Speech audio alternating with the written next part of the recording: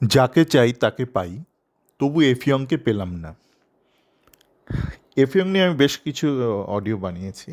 তো এটা একটা ছোট্ট একটা বিষয় নিয়ে একটা ছোট্ট বিষয় নিয়ে আলোচনা করব। আজ সকালবেলা আমার একটা জিমেল অ্যাকাউন্ট খুললাম। তো সেই অ্যাকাউন্টে দেখলাম একটা মেল। সেটা হচ্ছে অটো জেনারেটেড ইমেল।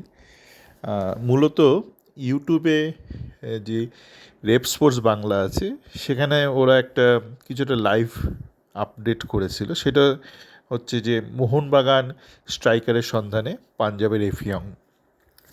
সেই ভিডিওটা পরবর্তীকালে ওরা ডিলিট করে দেয়, কিন্তু যখন ওরা আপলোড করেছিল একটা লাইভ সেশন, তখন একটা ইন্টিমেশন এসে গিয়েছিল। তো সেই ইমেলটা এসেছিলো। তো সেটা নিয়ে মনে হলো একটা এফিয়ং নিয়ে একটা ছোট্ট একটা মন্তব্য করব। কেননা আমি দেখছিলাম যে মোহনবাগানের বেশ কিছু সমর্থক তারা বলে বেড়াচ্ছিল যে আমরা যাকে চাই তাকেই পাই, এবং তারা এফিয়ং নিয়ে কিছু কথাবার্তা বলেছিল।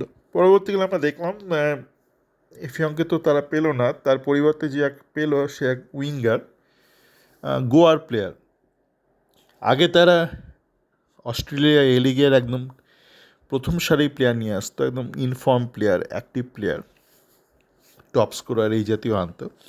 তো যাকে এফিয়ং নিয়ে একটা কথা বলি। আমি দেখছিলাম বেশ কিছু ইস্টবেঙ্গল ফ্যানও বলছে যে এফিয়ং তো হলো, এর থেকে ভালো নাম্বার 9 চাই। আপনাদের একটা তথ্য বলে রাখি, এফিয়ং 2024 সালে উজবেকিস্তানের টায়ার 1 লিগে নেফচি ক্লাবে খেলেছিল, নেফচিতে। এবং তার পরবর্তী মরশুমের শুরুর দিকটা রোমানিয়া টায়ার 1 লিগে গিয়েছিল একটা ক্লাবে। সেই ক্লাবটা তখন অবনমন বাঁচানোর চেষ্টা করছে, যেহেতু ডিসেম্বরেই শেষ হয়ে যায় উজবেকিস্তানের লিগ। তাই সে 2025 শুরুর দিকে রোমানিয়া টায়ার 1 ওই ক্লাবটাতে যায়। তাদের 9টার মতন ম্যাচ বাকি ছিল রেলিগেশনে, তো 6টার মতন ম্যাচে সে খেলেছিল। তাকে ওই সাবস্টিটিউট হিসেবে মোটামুটি নামিয়েছিল। তারপর তারা কোনোভাবে রেলিগেশনটা বাঁচিয়ে ফেলে। তো তারপর যে কোনো কারণেই হোক সে আর সেই ক্লাবে থাকেনি। তারপর সে পাঞ্জাবে চলে আসে আইএসএলে গত মরশুমে। তা এই 2024 যে লিগটা হয় উজবেকিস্তানে, সেই লিগে নেফচি কিন্তু ফিফথ হলেও তাদের পয়েন্ট কিন্তু যারা থার্ড, ফোর্থ, ফিফথ একই পয়েন্টে ছিল। তো ধরে নিতে পারেন সে থার্ডই ছিল এক প্রকার, নেফচি। এবং সেই ক্লাবেরও কিন্তু স্টার্টিং 11-এর নাম্বার 9 ছিল। এবং সেই ক্লাব নেফচি 2025 আগের মরশুমের উজবেকিস্তান লিগের চ্যাম্পিয়ন ক্লাব ছিল। আপনারা নেফচির ওয়েবসাইটে চলে যাবেন, আমিও শেয়ার করেছি, এখানে দেখবেন। এই ছবিটা হচ্ছে 2025-এর, 2024 খেলেছিল যখন থার্ড হয়েছিল। Third, fourth, fifth, technically fifth হয়েছিল, কিন্তু থার্ড, ফোর্থ, ফিফথের একই পয়েন্ট ছিল। আর তার পরের মরশুমে যেইবার আমরা আইএসএল জিতলাম আগের মরশুমে, সেই মরশুমে কিন্তু নেফচি লিগ চ্যাম্পিয়ন। কোন লিগের চ্যাম্পিয়ন? যেই লিগের থেকে একসময় পাক্তাকোর আসতো আইএফএ শিল্ড খেলতে, যেখানকার একটা ক্লাব নাব্বাহর না, ক্লাবটার নামটা এই মুহূর্তে মনে পড়ছে না, আগে আমি বলেছিলাম এনডিএ নামটা। সেই ক্লাব 6-0 গোলে হারিয়েছিল মোহনবাগানকে। 2023 সালে হারিয়েছিল 6-0 গোলে, মোহনবাগানকে হারিয়েছিল সেই ক্লাবটি। তো ওরকম একটা দেশের নেফচির সে স্টার্টিং 11-এর স্ট্রাইকার। তার ঠিক নেফচির আগের মরশুমে সে কাজাখস্তানের টায়ার 1-এর একটা যথেষ্ট একটা ভালো দলের, একদম সুপার চ্যাম্পিয়ন নয়, মাঝামাঝি একটা দলের, তারও স্টার্টিং 11-এ নাম্বার 9। তো সেরকম একটা প্লেয়ার সে ইস্টবেঙ্গল বা যে কোনো ভারতীয় দলে এসে সে কি বেঞ্চে বসে থাকবে? ভারতের মানটা কোথায় উজবেকিস্তানের তুলনায়? উজবেকিস্তান তো ওয়ার্ল্ড কাপ খেললো। উজবেকিস্তান যখন প্রথমবার এশিয়াতে চলে আসে, রাশিয়া ভেঙে যাওয়ার পর, প্রথম মরশুমেই তারা এশিয়ান গেমসের চ্যাম্পিয়ন হয়েছিল, ওয়ার্ল্ড কাপ। এশিয়ান গেমসে ফুটবলে ভুল বললাম, এশিয়ান গেমস ফুটবলে চ্যাম্পিয়ন হয়েছিল এবং ওদেরই কোচ রুস্তম আকরামভ তখন ভারতবর্ষে এসেছিল, উজবেকিস্তানের কোচ। সেই উজবেকিস্তান যখন সোভিয়েত ইউনিয়নের অঙ্গ ছিল সেখান থেকে পাক্তা করে আসতো খেলতে।